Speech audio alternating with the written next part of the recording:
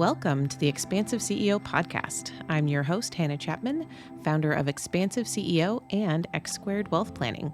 Buckle in as we explore how to create true prosperity and build a business and a life that expands beyond yourself and makes a dent in the universe.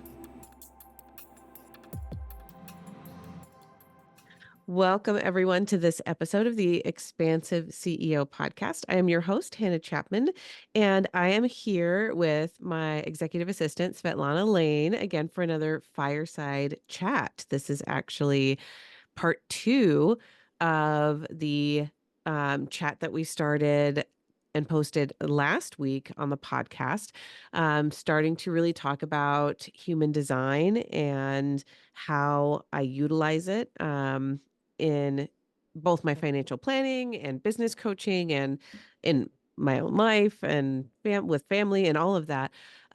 So last time we talked about human design a whole bunch. This time we're going to go into more of the Gene Keys prosperity sequence and talk a little bit about that. So Svetlana, thank you for being here with me again. How are you doing today? Doing pretty well for a Monday morning. Right. Uh, yeah, but I'm excited to continue our conversation. And I've seen you talk or mention Gene Keys and prosperity sequence in your emails with clients, and I know you're big into that. But I am actually more of like that podcast listener who really has no clue what this stuff is, and so I'm kind of curious. I'm kind of fresh with them and listening to you explain it all, and maybe hopefully I can ask some good questions about how it can relate to business and other aspects of how you work with people. Yeah, awesome. Well, I love that, and we will definitely use that. Use that energy, right? And like how do we use this? So, just like last time, we will talk through everything so that people can just listen on a podcast platform, and that's fine. But I will also have information up on the screen if you want to go to YouTube as well, and see what we're talking about. So it'll be posted on both, all platforms as usual. And that might be helpful this time. So let's kind of start back. I'm going to go back to um, my own chart. If I can get that to pull up and just remind people what we talked about last time. So again, if you're following along on the podcast, you can go to you or on a podcast platform. We're actually looking at my screen now and looking at my chart. So this is me. I am a 6'2" profile. My profile lines are 6'2". I'm a manifesting generator with sacral authority. So that means that really gut response, yes, no, like leaning in for yes, like really pulling back, repelled for no response when different things come into my field to respond to. And that's my most basic decision-making process. Svetlana, if I pull up your chart, your profile lines are 1-3. So you're a 1-3 profile splenic projector.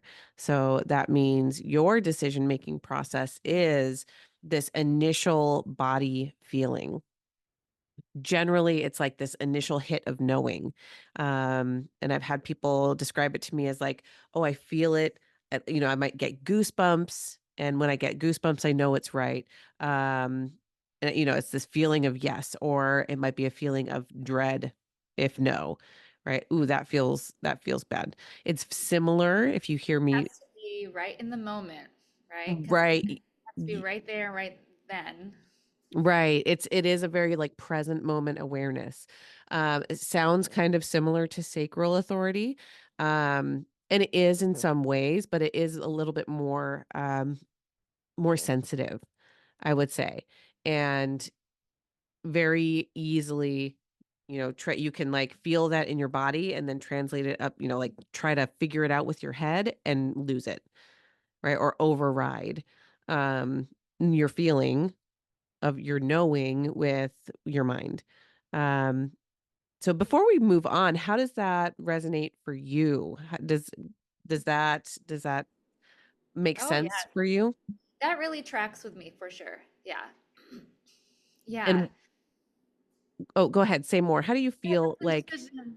But like in business decisions, when I decided to rent the space that I'm in, or for my music school, just walking through that space, everything inside me lit up.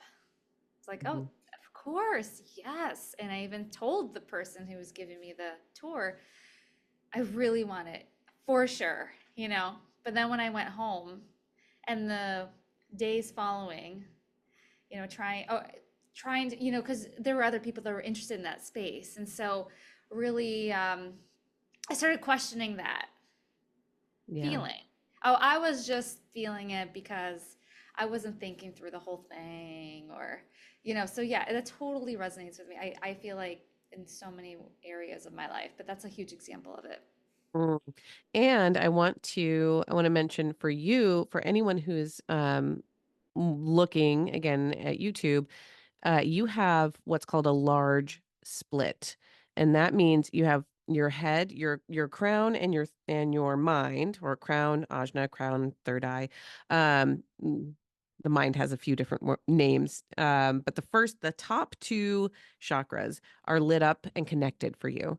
And so that means you've got this consistent access to, your inspiration center and this fixed way of channeling information through your mind.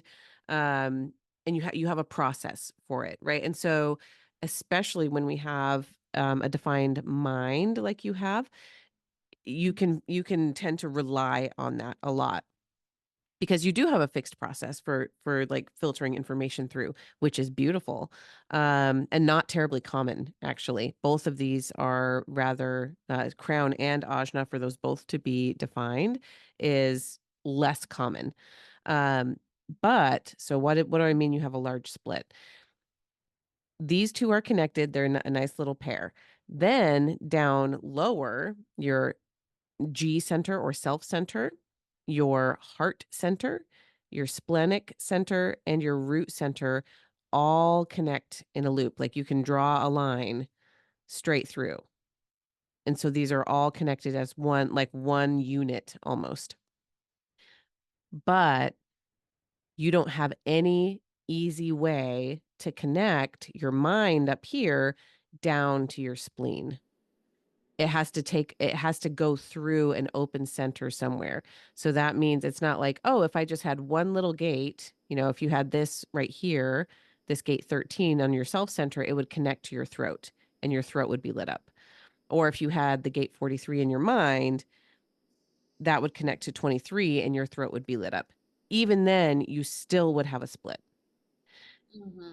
Why am I saying that? I'm saying that because there are times, and so for some people, that it's really important for you to have um connections with people who you trust, who you can talk things out with. So for instance, when we are together, I help connect these things for you. I Yes. help bring connections that give you access so that your mind connects to your spleen. Yes. And that's one of the beauties of human design. We weren't even going to talk about that today. But the connections that you have with others, our energies are Hmm. complementary. So Hmm. I lend you mine and you lend me yours, right? So we come together in what's called, we can look at it as a connection chart. So we won't go super into that today, but I just wanted to mention that sometimes, especially if you tend to like go up to your mind and like can't, it's like stuck up here in your mind. Sometimes that could be because you have this split and you actually do need some sort of connection with others in order to kind of fully process. It really points to, I know some people aren't going to like to hear that, I think. Like, what do you mean I need someone else? Mm. It goes back to just needing that community. Like Yeah. we're wired for community. That's cool. Yeah, it really does. It really points back to that interdependence, that we, evolved to need as a species. I was at a conference this past week, the American Academy of Psychotherapists conference. I was presenting about money stories, which was so much fun. But one of the presenters was talking a little bit about just one of the side notes he mentioned was that the humans that are here because we were the friendliest ones, the ones that were Oh, most likely to, like behave well in community, be oh, kind, be polite, right? Like that's we evolved to be interdependent. yeah. And so the humans that wanted to, hurt others and um cause trouble just to cause trouble. Like that was not actually selected for in Yeah, evolution. that's good. Um so yeah, we were meant to be here. We grew Mhm. together. Interdependence is part of who we are. That's great. So, second piece here. Going back to my chart as well. I also have splits, but they're small. I have like a few small gates. So if I have one person that can help me connect one little gate here or there, like I could, make a full circuit if you want to call it that. Yeah. So I also really, really benefit from being with others and having those splits covered. But what we want to talk about today was more around gene keys. And let's see. Oh, nope, it's not going to come up that way. I thought that was the right place to find it. I'll find it somehow. But anyway, the gene keys are a different aspect. Um, or they're not necessarily a different aspect, but they are an aspect of human design. They match up with the Chinese I Ching. So if anyone is familiar or has studied the Tao Te Ching, um, that is, the 64 hexagrams that are used for, let's say prediction, but ways to notice what's coming up in your world. And so they are used kind of predictively, if you want to put it that way. That any one of these 64 hexagrams is within you. They're all part of us, and they all have different levels, 1 through 6, of what expression they might be showing in your life. So I'm going to share a regular view again. Because the Gene Keys map is not coming up at this very moment. So we'll just deal with that. Yeah. But the I Ching is analogous to what the numbers that you see on the chart. So if you are looking at a human design chart and you have one, vertical row on the right and one vertical row on the left of the body graph, you'll see that there's numbers, all the way down. So mine say 4.6 and 49.6 and 20.3 and, so on and so forth. So there's 13 numbers down the left side and 13 numbers down the right side. Um, Can you explain what Chinese I Ching is, like in general? What? Yeah, so the I Ching is another ancient tradition. It's a piece of one of the foundational pieces of human design, and it, gosh, I have not studied I Ching independently Sure. very deeply. I have some, but not. I haven't spent years with it. Um, Yeah. but basically, it tells you. Let me see. Each number is. Um, has a name. So I Ching, the gate 4 in human design is analogous to the fourth hexagram in the I Ching, and that is called Okay. youthful folly. And in the I Ching, that's what this like it is. Like this is the same information. It's called youthful folly. This is the fourth hexagram. Mine is on a line 6, and so this tells me what the line 6 is. The line 6, says, um, this is an excess, no fixing. Repeated and conscious abuse of norms will not escape discipline. That's one of the lessons that I'm here to learn in this lifetime. Okay. So the line 5 is going to be different. The line 4 is going to be different, have a different lesson with it. Um, but, the basis of that hexagram is youthful folly, and it's called the energy to beguile and succeed despite ignorance, and the freedom from retribution. So that's a very um, paraphrased version. So if you go and look up the fourth hexagram of the I Ching, it's going to have, more information there. So is this what you mean by life themes, or is this or is that different from this? That's different. That's Gotcha. another, yeah, that's a whole other topic we can talk about as well. So, yeah, and just to give you another example, um, 49 is my conscious earth. So gate 49, or the 49th hexagram, is called revolution.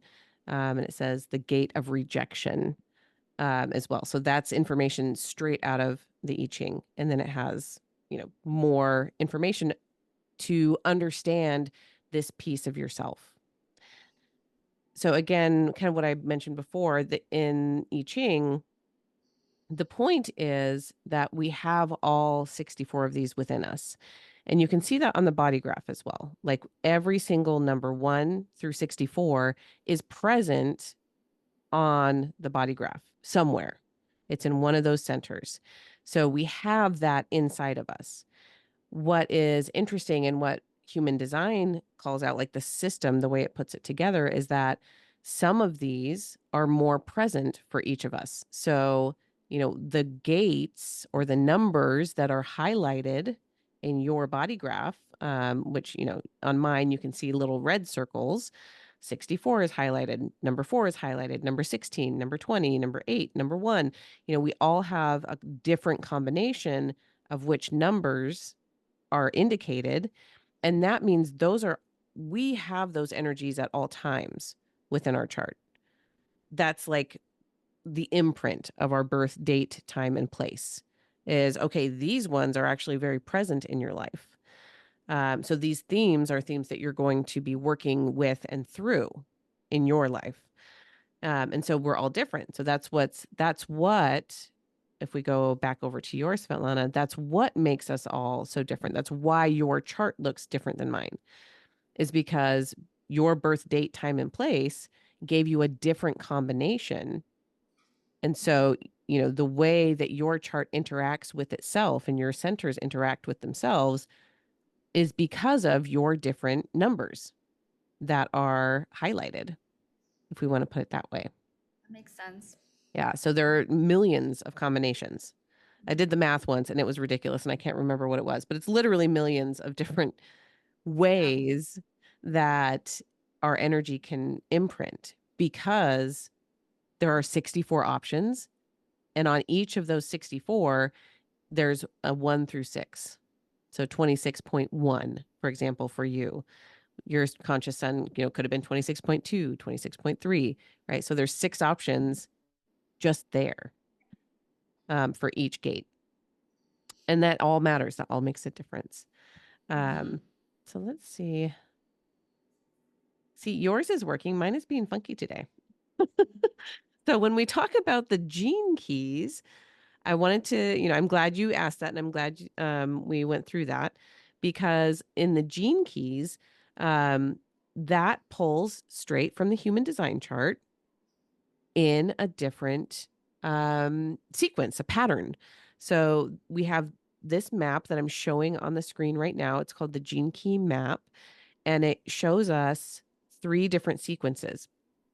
It shows us the green numbers on the kind of outside. There are 4 numbers that have a green tint to them, and those are called the genius sequence.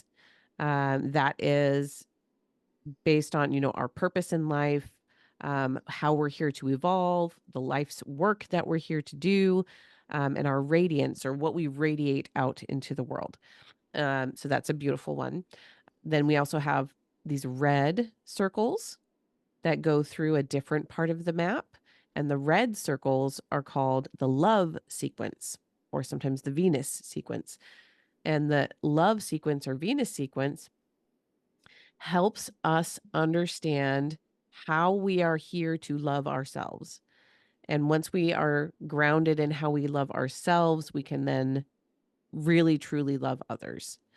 And so that's where it moves through, right? It moves you through this sequence of learning your purpose, and then learning how you attract things to you, and then learning how you learn your IQ sequence, and then learning how you communicate emotionally. And that's how, you connect with others. And so the red, if you follow these lines in this sequence, the red then pushes us to the blue spheres or circles, and those are the prosperity sequence, um, or the pearl sequence. People call them either one. Once we know how to love ourselves, we know who we are, we have this basic understanding of who we are in the world and how we're here to love others.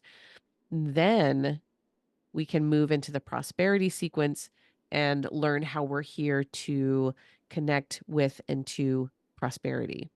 Mm. Stop there for a moment. Any initial thoughts or questions?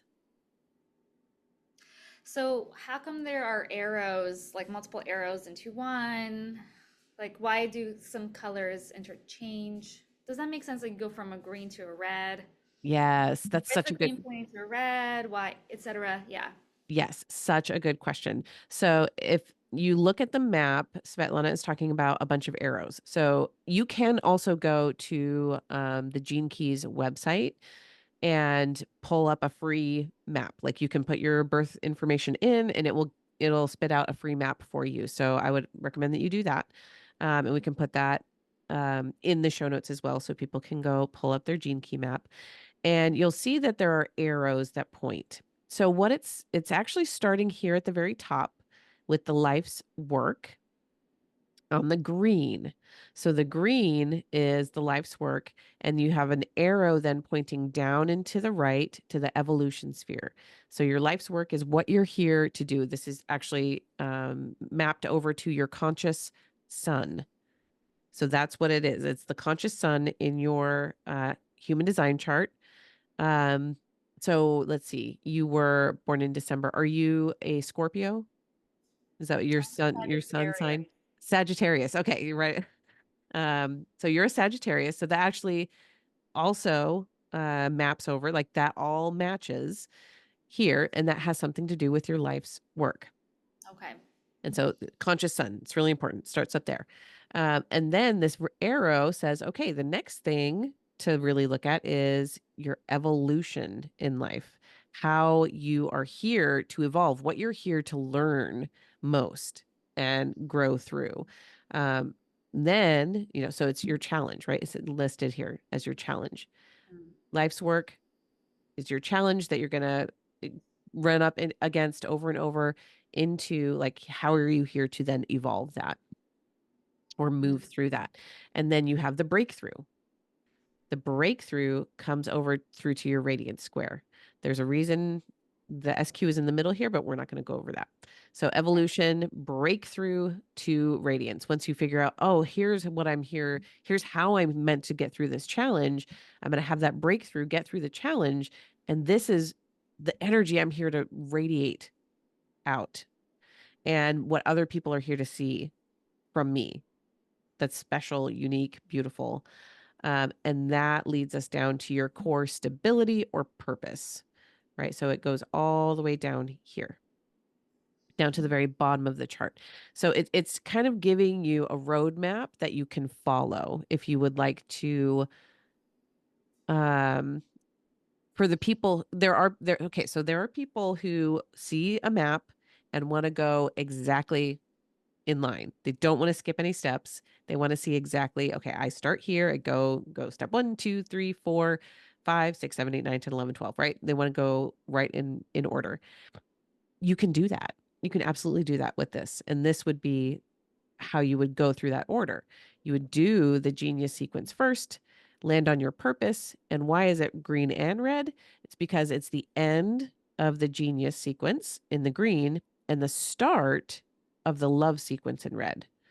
So this launches you into the love sequence. So that's what that means. So same. So we follow the arrows from your purpose to your attraction to your IQ sphere over to your EQ sphere up into your SQ sphere, how you love, and then up to this one isn't labeled as the two things that it is, but the red side of this blue and red sphere is actually the core wound. So in the love sequence, this is your core wound, and in the pearl sequence, when it launches you over to the pearl sequence, it's your vocation. Mhm. And so that's super, super important. That's one of the places I love to start with people because it's, you know, what you are here to heal. Your core wound is something that you're here to heal for yourself, but you're also here to heal for the collective. And Mhm. so as you heal your core wound, it actually helps everyone. And it's just all of it. For me, it resonates so much the in so much as like how we treat ourselves, how we speak to ourselves, how we love ourselves, um, has a big impact on others. And we're Mhm. taught, a lot of times, especially as women, um, men too, but I think especially women are socialized that we're supposed to always take care of others. Everything is for others. Lay down your life for others. Your needs come second, everyone else comes before. And so there is a socialization that happens that your needs are not important. So we turn to people pleasing and self-sacrifice in a way that builds resentment.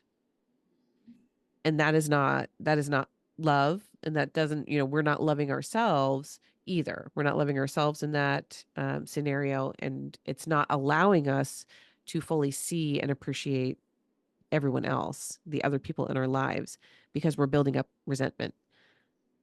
Mhm. Yeah. Preaching to the choir over Yeah. here. I love it. I know, I know. Um, so yes, in this little shift, the core wound, again, what you're here to heal within yourself, then shifts over to how you're here to help others. So it turns into the vocation sphere, the thing that we're here to heal. And when we do heal it, we move through the process of understanding how to heal that part. That is how we are here to then help others. It's very, very cool how we talk about that. So you've got the vocation sphere. What's super interesting, and Svetlana, this is exactly what you were asking about before. In the pearl sphere, we've got arrows going both ways. It's not Mhm. a one-way street. Everything else was like a one-way street, right? It was like this one goes to this one, goes to this one, goes to, like 1, 2, 3, 4, 5. In the pearl sphere, or in the pearl sequence or the prosperity sequence, all of the arrows are back and forth. And so in this way, it's like they affect and inform each other. And it's not necessarily a one-way street. It's more of a um what do I want to say? It's almost, what am I seeing? I'm seeing like pinball machine. Things can go back and forth. It has an energy between it. So the vocation, the way that I typically teach this is that vocation, what you're here to do or how you're here to do it. Um, we can also talk about life's work in combination. So the life's work is the green and blue. In the blue sphere, we call it the brand sphere. It's the energy that, again, the energy you shine out into the world, what people see of you when people think of, um, I love this little piece from like marketing too. Like, what is branding versus marketing? Marketing is what you say about yourself to others, right? This is your pitch, how like I say, I'm a financial advisor. I help visionary entrepreneurs, feel at peace with their money. That's what I say. That's my marketing. What's my branding? My branding is what other people say about me. Mm, Your brand is what other people pick up. And then they're like, "Oh, yeah, go talk to Hannah. She, you know, is not like other financial advisors. She's my financial advisor, but she's so much more." Right? Like that's what other when people introduce me to other people, they're saying things like that. That's my brand. That's what that means in this context. Um, cool. so yeah, so our brand is, what we're shining out into the world. Our vocation then is how we do what we do, how we do that. Our culture, if we go over to the culture sphere here, the culture sphere is the people that we are here to connect with. Think about culture, you think about people. It's not just the clients that we're here to serve, which is a big aspect of it. And especially when we're doing, business coaching or anything around that, like trying to understand who the clients that are here that are ripe and ready to hear your message, that is available to us in your culture sphere, as well as who are the people who are here to connect with you. It's like a one of the metaphors I like to use is it's like a tuning fork. And so when you ring your tuning fork, it resonates with certain people. So some people are going to be like, "Oh, yeah, yeah, yeah. That's exactly what I was looking for. That's the resonance that I am drawn to." While other people, that tuning fork, they're not going to hear it. It's not going to be at the right pitch for them to hear, or it's going to be like, "Nope, that doesn't feel good to my ear. I don't want that." Um, but your culture sphere, that's what it's for. The other metaphor that I really like is the magnet metaphor, right? So it's here to pull the people towards you that are meant for you and repel away the people who are not here for you, right? We're not meant to attract literally everything. We're meant to attract what's here for us and repel what's not. And so the culture sphere also tells us some of that. So Finally, oh, go ahead. mine says innocence on it. Do you think that's because I really love working with kids Oh, and that's interesting. kind of interesting, yeah, to see maybe that's my pitch that I'm resonating with is because the kids love me. They do.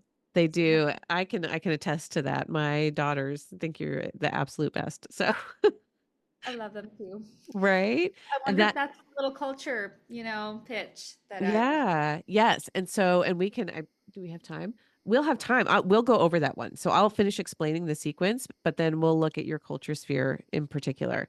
Um, so people can kind of see what that's like. So you've got this triangle, right, of what you're here to do, what people see from you in your brand or life's work, how you're here to help people with your vocation, who you're here to help with your culture, and then all of those go back and forth with each other until you reach the pearl. And you'll see each one of these, the life's work, the culture, and the vocation, all have a little arrow back and forth from the pearl, which is right in the middle. And it says quantum here on that little arrow. The pearl, what I like to say is it's not necessarily this is a 2D map, right? We're just seeing it flat on a computer screen. But if you were to rotate it so that it's on a plane, like a horizontal plane, that pearl sphere is not in line with the others. It's Oh, it's like up. It's like it's the elevation. So if you okay. see like a pyramid, like we're looking at the top of a pyramid, let's move that pyramid to a horizontal plane, and that pearl sequence is like the top of the pyramid because it's the culmination. It's your relationship to prosperity, but it's also your essence in this lifetime. Mm. It's what you are here to evoke. And for others, like that's that, like not your life's work, right? Because we've got those, it's not your purpose. We've got those other spheres. It's your essence, the essence of your being. So Okay. yeah. And also, so it's Almost like this, that, like the fragrance you, in a way, carry. Like, yeah, that's a really good way to put it. okay. As far as yes, like well, essence is yeah, like Yeah. the essence of a flower Yeah. is yeah, what you're saying, or the essence of a spice, or the essence of an extraction of an oil, right? It's like Yeah. what's the most potent part um is the essence, and it's our relationship to prosperity. We can Okay. say that's our relationship to money and wealth, but it's so much deeper and wider than that, right? Yeah. Prosperity is more than how much money do you have in the bank. That's Right. not that's not all we're talking It's about not going here. to fulfill you in your Right. whole life. Yeah. Exactly. So when we consider this together, when I sit with someone and we go through, I don't go through the entire thing. That would take a very long time. Honestly, it takes time Yeah. to like contemplate these different aspects. Um, I mostly work with business owners, and so what are they trying to do? They're trying to understand, like, I want to work in a way that feels good to me. I want to work in a way that I can be myself, and that is what helps draw people to me, right? So I work with a lot of people who are doing work that is very important to them, important to their heart. It reaches people and impacts them in an important way, and they want to be able to be more of themselves in their work. And so that's where the human design plus the gene keys integration really, really brings out those things for them to contemplate of, like, what would it mean to you if you knew this about yourself? What would it mean to you if you believed this about yourself and could rest into it, relax into it? How would Mm. that make things easier for you? Not easier as in you're never gonna experience, Struggle. right, never gonna experience challenges, never experience pushback, but that you can trust yourself Yes. and trust who you are here to be. Um, so from that perspective, I wanna go back and forth again with the charts. Let's look at your culture sphere. So I wouldn't normally look first at the culture sphere, but you make a really good point to being like what you're drawn to, what you notice. There's a reason for that, right? So Mhm. let's look at the thing that you're drawn to. So you mentioned your culture sphere, which again on our little map here is just one of the circles, and it says 3.3, culture 3.3, and then the words to the right say line 3 is a unit. We'll talk about what that means. And then it's got three words: chaos, innovation, and innocence. In the gene keys, the names for these words are the shadow. So chaos is the shadow, the gift, innovation is the gift, and the city, SIDDHI.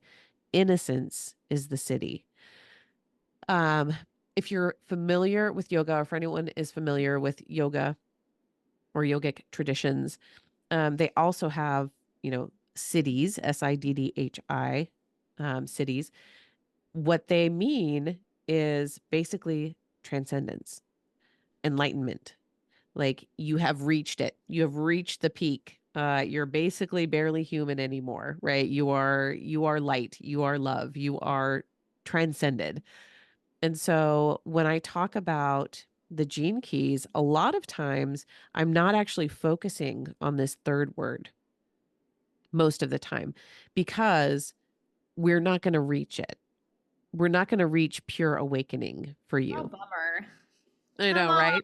on. We're not we're not going to reach perfect peace. We're not going to reach pure Right. illumination, right? I just want Um, to follow that map to perfect peace. right? This is it. This is how we do it. But the way that I like to say this is that when we notice that we're in shadow, we have then the choice to make a step in the gift energy. We get to choose the gift energy. And so the more we become aware, oh, this is when I'm in shadow. I'm noticing the chaos. I'm noticing it again and again and again. I see it now. Now I'm going to choose to take an action step in my gift of innovation. And so I have a pun here and I love it. Mhm. So the more we take a step and we step in the gift and step and walk in the gift, the more you walk in the gift, eventually you will get to the city. Mhm. So it sounds like No, I CIT, got it. right? I You got get it it? now. Yeah, it's It good. takes a little Uh, while. so, but you're going to keep walking and walking. So the action that you take is in the gift. The city is like the horizon line. We're Mhm. walking towards it, right? Mhm. We see it. You see innocence as the perfect expression, as the horizon line, but you're not necessarily going to get there. You're just going to go towards it, and you're going to keep walking towards it. And the more we walk in the gift, the easier it becomes. It's like anything else. So why is that in my culture though? So that's perfect. Perfect question. Okay. So it's 3.3. Remember that. And it comes from our unconscious Jupiter placement. Okay. So every circle on that gene key map, when you're looking at your gene key map, every circle is one of these points on your human design chart. The culture sphere is your unconscious Jupiter. The vocation sphere, that is just to the left of it, is the unconscious Mars. So that's where that one comes from. There's reasons for all of that as well. The pearl sphere, right in the middle, your essence, is your conscious Jupiter placement. Mhm. And the life's work, so the other sphere in the prosperity sequence, your life's work or brand, is your conscious sun up here. And so why is this important? Jupiter in astrology, so let's tie in the astrology piece. Jupiter is a planet, they call it a benefic planet. It's a planet of growth and expansion. It's what you're here to expand in this lifetime. So your Jupiter placements are your areas of expansion in your life, the places where you can have abundant prosperity in so many different ways. And that's why they are the culture and the pearl sphere. There are the places where you can, if you shift into your gift energy, you can actually make some of the fastest progress in your business, in your life, in this way.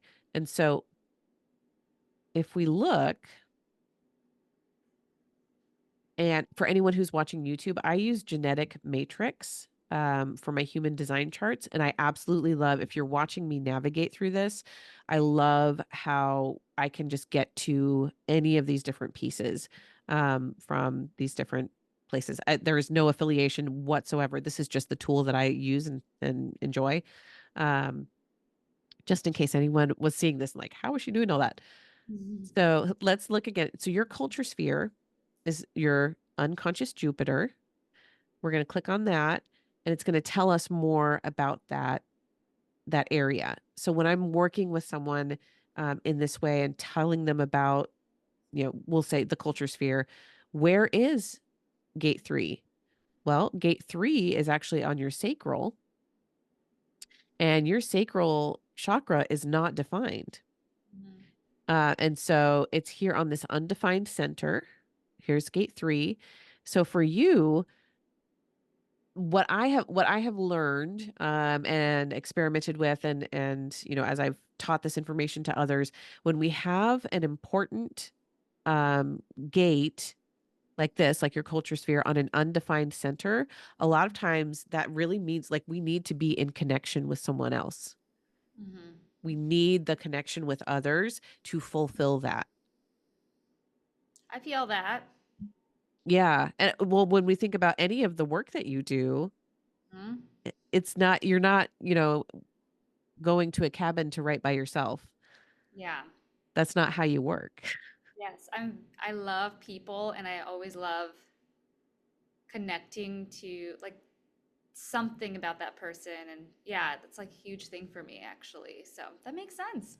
Yeah. Yeah. And that's, being there's a clue in there too. Like you need to be connected with someone. And also it's on the sacral. It has to do with this like to do. Like you're here to do something, to start something. Um and I love this for you actually. This gate is called difficulty at the beginning. I The- love it. Yeah, it's called the gate or the gate of ordering. That's also in the I Ching. It says the fundamental challenge of initiation is to transcend confusion and establish order. Why did you laugh? What was funny about? I have thoughts on this, but what struck you? I feel like I've had a lot of just starting my life again the last 3 years, has really been, it's been really rewarding, but I've done so much work, to heal and to reestablish and redefine. And yeah, so that's kind of interesting. And then the line three about survival there on the screen too, kind of interesting. Yes. Yeah. Yeah. And this survival, it says the ability to recognize and distinguish between fertile and sterile in their various manifestations. Mm. What is going to bear fruit and what is not. Right. So Yeah. that's line three is also always a line of trial and error, um, of, trying things out, seeing what works, seeing what doesn't. Um, I think like just last week alone, I told people I'm just throwing spaghetti at the wall and seeing what happens. Yes, absolutely. And that's actually part of your 1-3 profile as well. That's a big aspect Here of we go. your life. Yeah, experimentation is super important for you. Yeah. Um, and then how do we then pull in? So there's so much information that we can go through in the human design information, which is the difficulty at the beginning, the fundamental challenge. All of that also feeds into the gene keywords of chaos. So chaos again is our shadow. Innovation is the gift. Innocence is the city. Chaos also has two expressions. One is a repressed expression, and one is a reactive expression. So chaos can either show up in the repressed form as, what you are internalizing, bringing it on yourself Yes. as anal is what it's saying. You're anal retentive, right? Like you're like, I am going to like hang on to this chaos and not let any of it. I'm gonna bottle it all up. Bottle it Yeah. all up inside. When chaos explodes out, it's disordered, which is Mhm. kind of easy, right? Like the reactive side is like, oh, it's just everywhere. There's stuff all over the place. I have no idea what's going on. It's just a madhouse, right? And so for most people, they will lean towards one or the other. Like, oh yeah, I mostly bottle it all up. And I feel it inside, but no one knows on the outside. But Mm. boy, inside I feel like a total hot mess. Or the other side of like I can't seem to keep the lid on anything, right? And just Mm. everything is chaos all the time. It can go that, like either or. And then for Right. some people, they experience both. Is there either side of that feels more present for you? I don't, I can't just make a decision right now. I'm not sure. I, I maybe more the retentive one, but then right now it almost feels like maybe I go back and forth. I don't know. And I it feel like, could, well, it could be different situations too, yeah, right? Like if I it's, can resonate with both. yeah, in different areas of life, like when, relationally, maybe you pull in and you carry all the chaos inside, when you're trying to keep it, keep everything um perfect, seeming perfect for your kids, right? Like that kind of thing. Mm-hmm. But when it comes to like other stuff where other people can help, things might seem a little more disordered. Mm. Yeah. Um, oh, this is actually really beautiful too. The the keynote. So this is the book that I use for Gene Keys. It's the Gene Keys, it's like an encyclopedia basically. You don't Okay. read it straight back to front, but you just find the ones that are yours and you read them, by Richard Rudd, Rudd. And the keynote of this Gene Key says through the eyes of a child, Mm-hmm. which when we talk about innocence, right, Mm-hmm. through the eyes of a child, right, it like makes so much sense. It's such a beautiful keynote. And one of the other little notes that he has here is that in the old view, we humans are the victims of our selfish genes. In the new view, there are no victims, only a huge interconnected and interdependent cosmos. Mm-hmm. And so that's the other side of it. When we're looking through the eyes of a child and we don't understand, things can look chaotic, right? Even in a kitchen, think about like um a, a chef running a kitchen, right? It can look, to a bystander, it could look super chaotic back there, Mm-hmm. but it's actually a well-oiled machine that's moving and running, and people are like, moving back and forth and all around and doing their jobs. So it can, through the eyes of a child or the eyes of someone who doesn't understand, it looks like chaos, but really it's not. Mm-hmm. It's interconnection, it's interdependence. Yeah, that's a huge, that really resonates with me because I was raised, very conservative Christian, have childlike faith, don't question any authority. And so I really took that to heart. And I was very intense about having that pure heart, clean mind, like that way of innocence that was basically programmed on Yeah. me. But so now the last 3 years, it's like waking up to realize um, that that's not necessarily like you can still have innocence in a, like I'm trying to find balance between like, yeah, the world is messy and we accept that, and yet somehow inside we can still hold our peace and our, do you just see what I'm saying? Like a, like still hold on to that in a way. I find sometimes I'm very gullible, for example, Mm, um, when people joke, when they make comments like when they're being sarcastic. hmm It flies over my head. Oh, Like yeah. there's this really pure, like I take you at your word type of person inside, and yet, but yeah, like then also learning the chaos around me, it's it's okay. Like it's not, I don't know how to describe it, but I'm trying to relate to this. Yeah. Yes, you're doing it Okay. perfectly. You're doing it perfectly.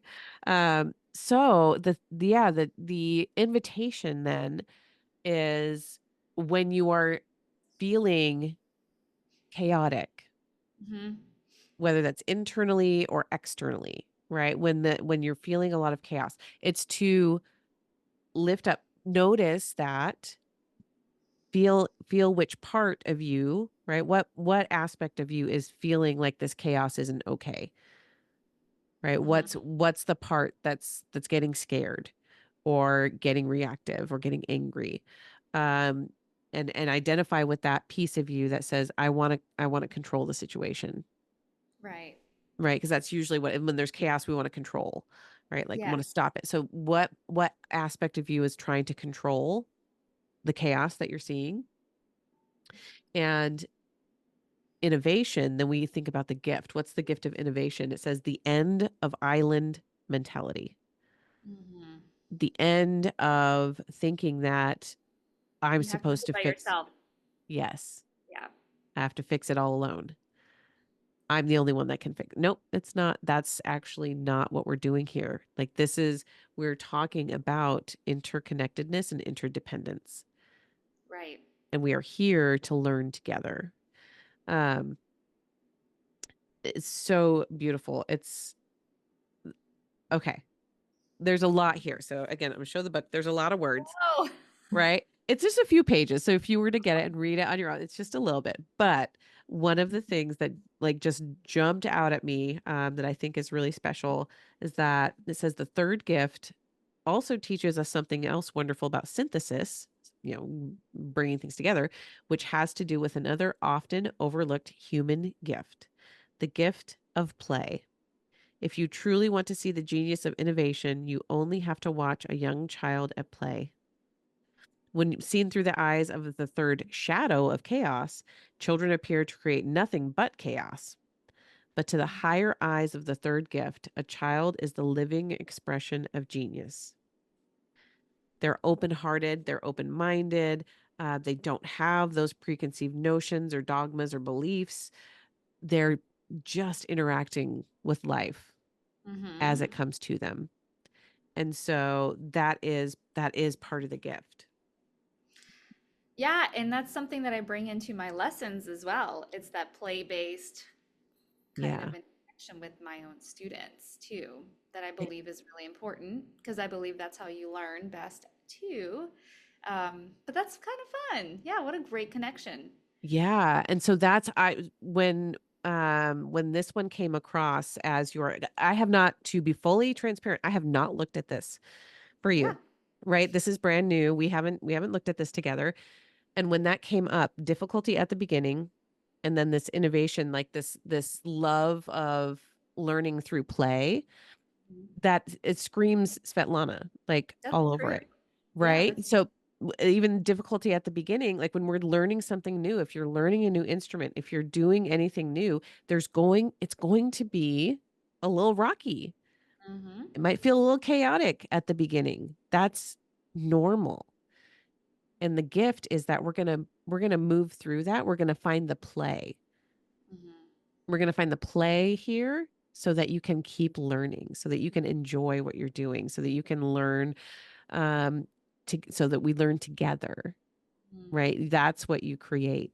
And so from a culture perspective, who are you here to connect with? Those people who want to go from who are done with the shadow. They're I don't want that anymore. I want something innovative. Mm-hmm. I want a different solution. And I think your music studio actually really provides that. Yeah. What's Yeah. connecting with you? What are you hearing? Oh yeah, everything. Just in my personal life, even the way that I see life, it's very like, let's just see what happens. Let's see what's around the corner. Oh well, like I'm not as serious about some things that I think other people can be very Yeah. serious about, even just in that way for me, but also, yeah, like in my work with kids and how I was drawn to that. Um, and how I can really relate to them as another kid almost, you know. Yeah, that feels really, really good. Like that's a Mm. big, that's a good, what's the, what's the word? A good, like a confirmation, I guess, of Yeah, being validation. a validation. That's it. Yeah. That was Yeah. cool. Yeah. And so that's just one aspect, right? There are several others that and you might be able to see now why, like, okay, it takes a little bit of time, Yeah. right? Because then now you have this big realization and it's like, oh, I need to sit with this. I need to see where it shows up in my world. I need to see where it shows up in business and in life. And like Hmm. contemplate it for a little bit. But Richard Rudd in particular has said that the culture sphere in particular is one of the places where you can elevate the fastest. Like if you choose the gift, if you choose to see the gift over walk in the gift over and over of your culture sphere, because it's tied to your Jupiter, it is one of the places where you can make more money, you can draw in the right people, so much more I'm in the easily. right business. You are. So it's like really talking to Funny. the next step of that is really speaking to that aspect of what you do, right? Mhm. This is we do things differently here, and here's how, and here's Yeah, why. that's cool. I did Yeah. have a question, not specific to my chart or anything. Just in general, have you ever coached somebody in this human design and the gene keys and things did not resonate with them? They're like, whoa, I'm in the wrong place, or I need to move careers. Like, how do you have you ever had that experience with someone, and like what happens? How Yeah, do you yes. advise them, and what do they do? Like, how do they respond to that? So there are absolutely times when something doesn't resonate. Um, and I take two approaches to that. First is it could be, well, there's a third piece that like if you don't know your birth time close enough, things can shift. So usually if it's within about a good couple of hours, it's not going to change. That's going to be correct. But say you think you were born at 10 a.m., but really you were born at 10 p.m., that's going to be a big difference, even in one day, right? Your sun sign, like some of your major astrological points are going to be the same, but all of these other points are going to be way off. So if something super doesn't resonate at all, check your birth time and see if that needs to be, refined in any way. If you know it, I had someone ask me the other day, it was awesome. She's like, how exact does it have to be? And I was like, well, it needs to be pretty close. But she's like, okay, well, my husband, his birth certificate says 6:59, but his mom said he was actually born after that at like 7:05. I was like, that's no big deal. Like Okay. 5 minutes doesn't make a big difference. But we'll use the actual when he came out number. But yeah, so that's one aspect. The Okay. other aspect is a lot of times, if this is not a place that you have allowed yourself to see, it's not something you want to know, right? There is a resistance. So that's sometimes what it is too. There's a resistance to seeing this area of yourself, um, and shifting it. Mm. And so if that's the case, sometimes I'll just say, oh, hey, you know what? That's okay. We don't have to focus on this one for right now. You just kind of chew on it, right? Like the information we've already done, just take that and chew on it or not, just leave it and see. And we're going to move to something else. And what often happens is over time, over the next couple weeks or month or so, stuff will start to show up that helps, that kind of starts holding up the mirror to that aspect. And then we can dive in. And Hmm. so there is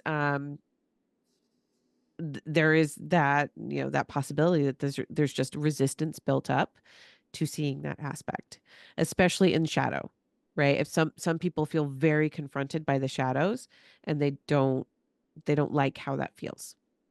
Right. Um, They're when not it's ready like, yet. right, right. It's like, no, no, no, this doesn't mean you're a bad person, Hmm. right? That's not what this is saying. If you've got the shadow of judgment and it's talking about judgment and how you judge others and judge yourself, it doesn't mean you're always like that, right? Like it's so interesting, the bristling that can happen against the shadow. It's just showing that, hey, this is an aspect that you have likely had to deal with throughout your whole life. And let's look at it. So that's one, the resistance. We just let it, like, okay, we'll come back to it and kind of let the information just seep in and do its work. Mhm. The other tack that I do take sometimes is for some people, it doesn't resonate, and that's okay. Mhm. It doesn't have to. Yeah. If this is not your jam, even if you thought it might be, and then you're going through it and you're like, God, I just This isn't how I want to see myself or see the world. Yeah. Cool. That's Yeah. okay. We can Make it find a it. choice, and that's empowering regardless Yeah, to have exactly. autonomy. Yeah. Yeah. If you want to go, work with another modality or, just not look at things, that is your right as a human being to choose how you interact with yourself and others. And so, yeah, it's truly no, um, it's not about me. It's not about me like force feeding information to people. You have to be ready to receive it. So that's part of the The tuning fork or whatever. That, exactly. Yes, the yeah. magnet, the tuning fork. Yeah, and every once in a while, there's I purposely the way I'm going to say this right now might sound weird, but I don't push hard to sell. I'm not trying to convince anybody. Hmm. Because if I'm convincing you of this information, then it's not actually like Yeah. settling in.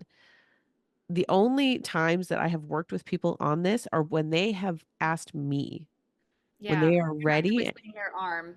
Hmm. No, no, I'm like, this is what we would do together. Is that what you, and they're like, can we start yesterday? Like, yes, this is what I want. This is what I've been searching for. Please.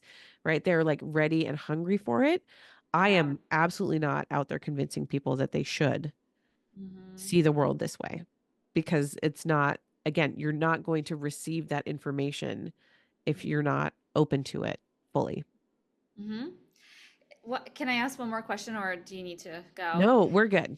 Okay. How about what do you think human design, with my past trauma, like with all the trauma that I've had to work through and heal and become aware of, and like, have you ever seen human design help people who have gone through traumas and like maybe bring some healing? And if you can speak to anything on that topic, that'd be great.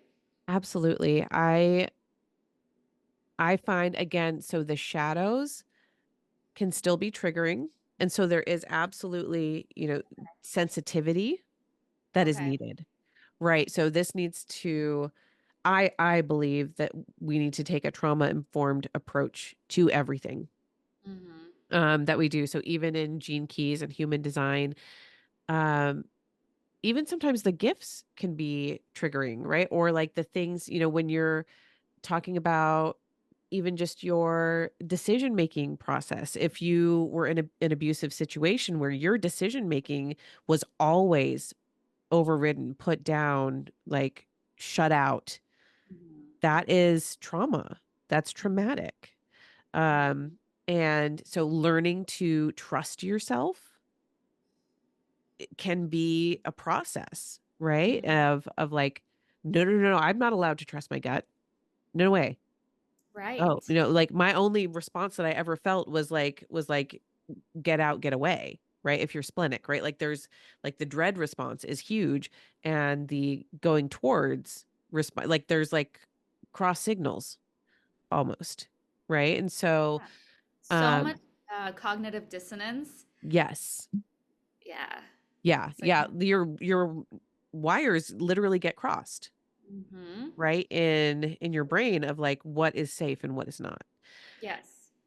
And so in that in that vein, it feels like it takes it's maybe a little bit slower. Like we go slower and we investigate and we work on like where how does that feel in your body? Like Mm-hmm. where do you feel that if you're a sacral response person? Let's like work on connecting every little bit, every intuition that you get, like go ahead and listen to it. Doesn't mean like do everything your intuition. Like that's not where we're going. Can you identify? Literally, can you identify when your intuition is speaking to you? That's it. Yeah. That is hard. That's hard for someone who's been told over and Yes. over to do. Yeah.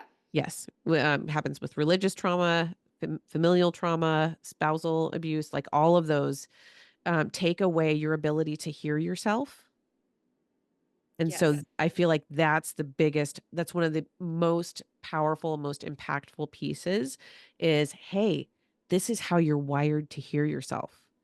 Yeah. Can we experiment with that and see what it feels like to listen to yourself? It's Mm-hmm. okay. It's okay if you're splenic and you still use everything goes into your mind and overrides. Did you feel it? Did Yeah. you feel the response? That's the first step. Just And then tune in. just Yeah. tuning in. Um, and often kind of like you were saying with the splenic response, like, oh yeah, like I can now that I know what that means, I can absolutely go back and be like, oh yeah, I felt it here, I felt it there. That's typically what happens, right? It's like once you do feel it and you identify with it, you can go back and go like, "Oh, it was there and it was there and it was there. And you can go all through your past, all the way back to childhood Oh, and yeah. see times when you either felt it and trusted it or felt it and didn't get to trust that. Absolutely. Yeah. And I think this can really bring some healing to Yeah. to aspects of some of the struggles that traumatized, individuals could have. It just gives them more insight into themselves. I think psychotherapies, for me, it has helped greatly. Yeah. Um, love the mind, like learning about the mind and learning about social psychology and learning about my brain and learning about how it's trying to keep me safe and all those things. But then I think spirituality is also a huge component of our lives. And so this kind of adds, it's a yes and Yeah. there is also kind of more of an insight of to how you are just generally like wired. And I think that really kind of complements also that psychotherapy and the talk, the CBT, DBT type of stuff too. It gives you more peace, I think. Yeah. Oh my gosh. Yeah. I'm so glad you brought that into the conversation as well because it's so important, especially if you're healing from trauma, to have different layers of support. And Yeah. this truly is, it's a layer of support. And like you said, Mhm. a way to get to know yourself even better, to see how you're wired, um, to again to align how you are moving through the world to how you're wired to move through the world, right? So it reminds me of the little mini parable that the fish, being told that you're stupid because you can't climb a tree. Mhm. And the fish keeps trying to climb the tree and feels like such a failure and it can't Yeah. because it's meant to swim in the water Right. and the birds can't touch it, right? No one else can swim faster than the fish. Mhm. And that's what this is like. It's like, have you been the fish trying to climb the tree? Yes. Yeah. Like, let's get you in the water. Yeah. Almost more of a focus on nature versus nurture. Like gives you a little bit of more of that nature aspect of you, and then the nurture is probably more of like the psychotherapy type of. I would even say the nature, yeah, it's nature, and then showing us how our shadows show up, show us where our nurture Hmm. pushed us to be something that we're not. That's good. Yeah. Or, if we had really attuned parents, sometimes our parents were helpful and like, oh yeah, they encouraged me. Maybe they probably didn't even know about human design, right? Since this system is fairly new, but maybe they knew about other aspects of child development and child psychology and Yeah. development, and they followed, right, and supported that child and they can see. But for a lot of people, the majority of what I see and the majority of the people I talk to, um, our generation, even older and older, especially I see a lot of Gen Xers actually. A lot of Gen Xers are really interested in this information because they were not attuned to as children. Their parents were very misattuned. They were not heard. They were not cared for very well as children. Right. Yeah. And so there is, the here's your nature, here's how you're wired. how was your upbringing, teaching you to be something that other than who you truly are by Mhm. asking you to grow up too fast or to take care of your siblings when you were a child or, fend for yourself a lot, Mhm. you know, Yeah. be perfectly in tune with this system of schooling that, went against your natural way of learning. How did Yeah. you fit yourself into a box that you weren't truly meant to fit in? Um, and that's the, how do we bring you closer to your nature? You Mhm. re-nurture yourself, Yeah. reparent yourself, um, to kind of come back to that. Right. Yeah, that's huge. Yeah. That's so cool. Well, thank you so much, Hannah. This was a lovely conversation. Yeah, thank you, Svetlana, for being open to receiving some of that too. I think that made it even more impactful to like actually go through a Yeah. piece for you to Yeah. show what That that's neither like. of us have seen. Kind of cool. Right? I love it. I love it so I have to be honest, every time I meet someone, learn and I know you well, right? And I know your businesses. But every time we go into the chart and when things jump out, I'm like, "Oh my gosh, this is so you. It's so perfect." That's good. Yeah, it cracks me up every time. And I love it and it's so fun and Yeah. exciting. Yeah, that's So wild. yeah. Well, thank you for this. And as always, if anyone has questions, we will have some links in the show notes to the Gene Keys website so you can pull your Gene Key map. I'll link the Gene Key books that I use as well in case you want to check those out. And absolutely, if you have questions or want to learn more, send me a message, Hannah, Hannah, at expansiveceo.com. This is something that is just so near and dear to my heart and I love it. So happy to And jam out on it more. do you offer coaching I still on? I do. Yes. Yeah, I've offered individual coaching on this. Um, so if that sounds like something like, oh, that's what I want, the human design and the gene keys, and how do I use it for my business and my life to make things move more smoothly in the way that I'm meant to work. That is so much fun to do. I really, really enjoy that. And people have seen s- some phenomenal results with it. It's been really cool.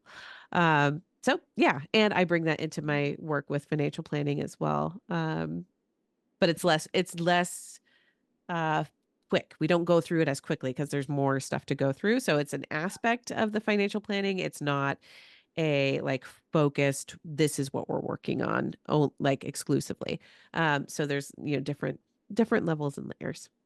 That's good. I just want your listeners to know because, Yes. that's a new thing. I feel like we don't advertise. So, Right. Yeah, we haven't had that advertised. You're right. yeah. Which is probably a call out to.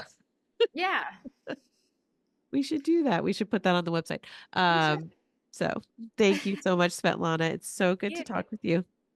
You too.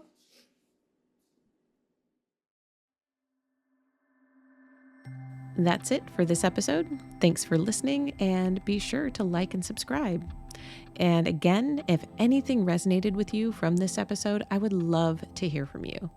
Email me at Hannah, Hannah, at expansiveceo.com and tell me about it. And if you're ready for your greatest expansion, you can find ways to work with me at expansiveceo.com and at x2wealthplanning.com. That's X, the numeral 2, wealthplanning.com.